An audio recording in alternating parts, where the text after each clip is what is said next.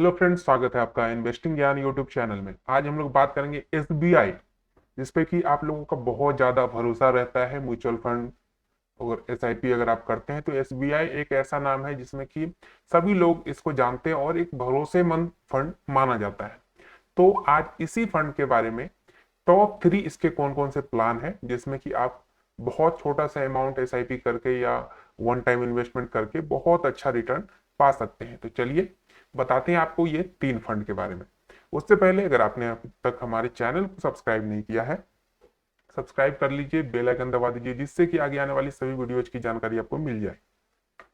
देखिए, पहला जो फंड है ये है SBI small cap fund direct growth.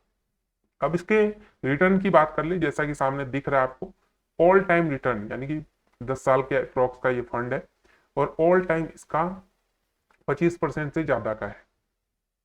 Last के 5 सालों में लगभग 16% का, लास्ट के 3 सालों में 40% का और लास्ट के 1 साल में 21 से 22% का इसने रिटर्न दिया है। लास्ट के 6 मंथ में लगभग 2% का रिटर्न दे चुका है। अब आगे बढ़ते हैं।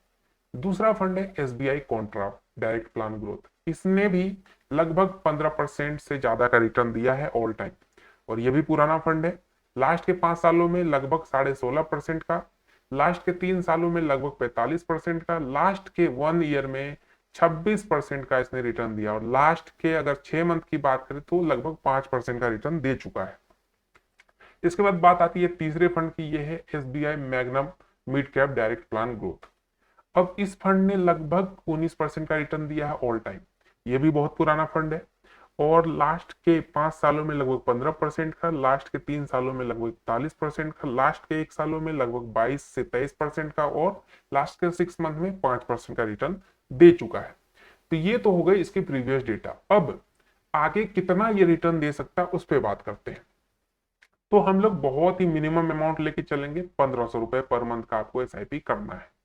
ठीक है, और रिटर्न भी एकदम बहुत ही, अगर अभी हमने देखा कोई फंड 30% 40% का रिटर्न लास्ट के 3 सालों में दिया है, तो वो चीज नहीं देखा हम।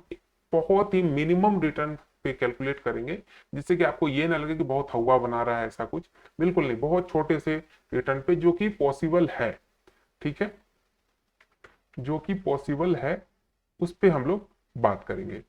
तो सबसे पहले यहाँ पे हम लोग इसको डिलीट करते हैं थोड़ा सा, क्योंकि ये कैलकुलेशन नहीं है, ये है एसबीआई फंड की कैलकुलेशन। ठीक है, एसबीआई की जो 3 फंड मैंने बताया उसकी कैलकुलेशन है। अब उस फंड में क्या क्या चीजें हैं, तो हमने 15% का रिटर्न रखा और 1500 रुपए पर मंथ जमा करेंगे। ठीक है, अब इस तरीके से देखा जाए तो टोटल इन्वेस्टमेंट आपकी हो जाएगी 5 सालों में 90,000 की, और रिटर्न जो मिलेगा वो लगभग 45,000 का रिटर्न आपको मिलेगा। टोटल वैल्यू आपके फंड की हो जाएगी 5 सालों में 1,34,000 के आसपास। अब चलते हैं 10 सालों का कैलकुलेशन करते हैं।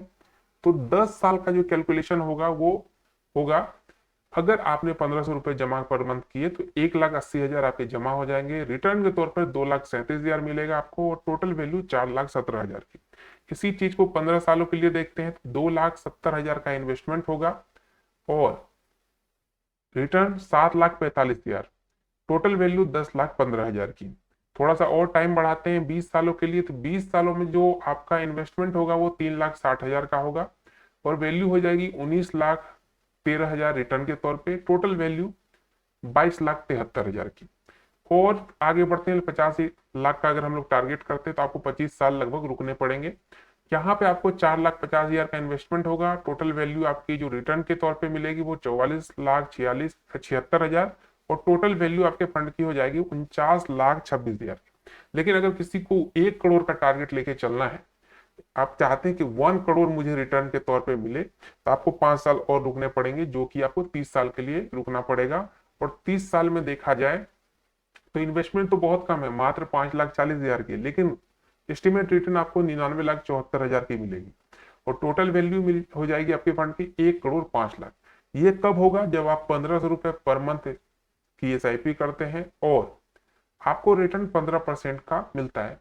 बहुत रेयर केस होता है कि इससे कम रिटर्न मिलता है म्यूचुअल फंड में, लेकिन मार्केट का कोई भरोसा नहीं, कुछ भी हो सकता है, तो इस चीज की गारंटी कोई नहीं कह सकता आपको। ये टेक्निकल डेटा है जो नेट पे अवेलेबल है, आप खुद से भी कैलकुलेटर में जाके कैलकुलेट कर सकते हैं। और जब भी इन्वेस्टमेंट करें तो अपने खुद से सारी चीजें रिसर्च कर ले या किसी एडवाइजर से सलाह जरूर ले ले। सिर्फ वीडियो देख के या किसी के बहकावे में आके बिल्कुल भी किसी भी फंड में इन्वेस्ट ना करें, ये मेरी आपकी सलाह है। तो ये थी आज की इन्वेस्टमेंट ज्ञान की पूरी जानकारी। मिलते हैं एक नए वीडियो में।